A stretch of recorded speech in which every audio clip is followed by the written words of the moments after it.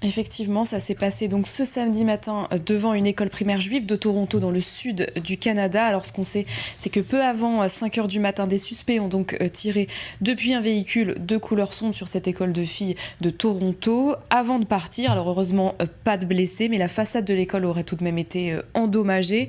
Pour le moment, la police est toujours à la recherche de plusieurs suspects.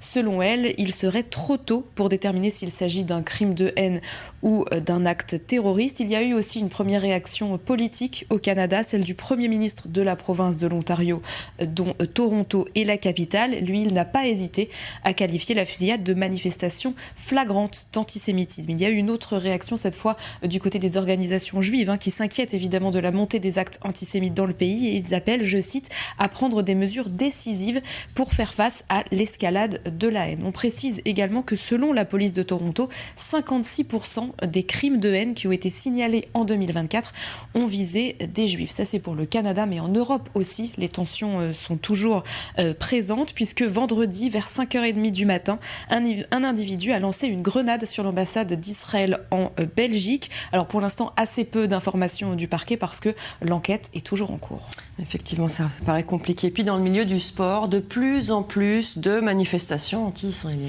Oui, samedi soir notamment, lors de la finale de la Ligue des champions féminine de football, c'était à Bilbao en Espagne, entre Lyon et Barcelone. Et bien, avant le coup d'envoi, 2 personnes qui ont déposé un drapeau palestinien sur la pelouse au moment de l'entrée des joueuses. 2 messages écrits sur ce drapeau. D'abord, stop au génocide.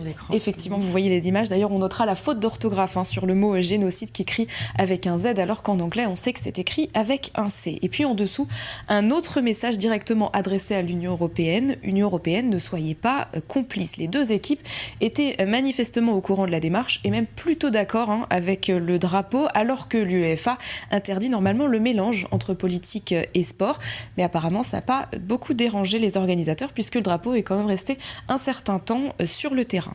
Et puis, autre soutien clair aux Palestiniens, toujours dans le sport, mais cette fois en basketball. La star de la NBA, Kyrie Irving, qui joue pour le club de Dallas Mavericks, a été vue en conférence de presse portant, vous le voyez aussi, un collier en forme de carte d'Israël, mais recouvert du drapeau palestinien, un collier qui rappelle le slogan de la rivière à la mer, bref, la destruction de l'État d'Israël. Alors le basketteur n'en est pas à son coup d'essai, il est même plutôt coutumier du fait, puisqu'en novembre dernier, il s'était aussi fait remarquer lors d'une autre conférence de presse, et là, il s'était présenté avec un kéfier sur la tête, vous le voyez également, pour exprimer ce qu'il considère être sa solidarité avec les Palestiniens. Ça fait plusieurs fois déjà qu'il cherche à manifester ce qu'il appelle son soutien à la cause palestinienne. Et puis on précise également que Kyrie Irving est converti à l'islam et qu'il est aussi connu pour avoir relayé des théories complotistes et antisémites.